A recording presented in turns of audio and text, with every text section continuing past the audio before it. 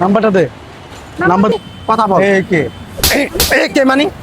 এই দাঁড়াও, কই যাচ্ছ? হ্যাঁ, আমি আমার বাসে যাচ্ছি, আপনি আমার রাস্তা তোমার বললাম না কয়েকবার নাম্বার দিতে তোমার।